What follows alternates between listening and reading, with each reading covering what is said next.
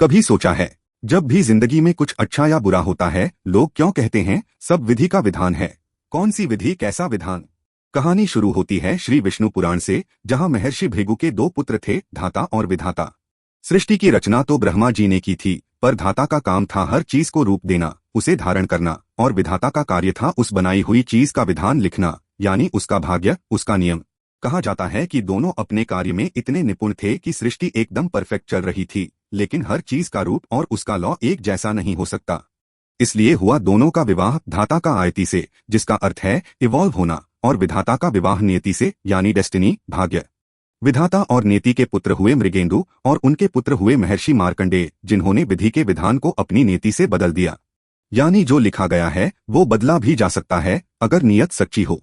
यही बात हमें महाभारत के आदि पर्व में भी मिलती है, जब ऋषि उत्तंक ने एक दृश्य देखा, एक विशाल समय का चक्र, जिसमें 12 खंड यानी 12 महीने थे, 6 बालक यानी 6 ऋतुएं उस चक्र को घुमा रही थीं, काले और सफेद धागे, दिन और रात, पाप और पुण्य, और उन्हें बुन रहे थे धाता और विधाता।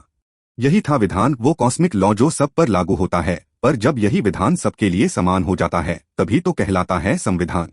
और एक रोचक बात, धाता और विधाता की एक बहन भी थी, श्री, यानी माता लक्ष्मी, समृद्धि, सौंदर्य और संतुलन की प्रतीक। तो विधाता कोई अलग देवता भी हैं और सृष्टि के रचिता का ही एक रूप भी।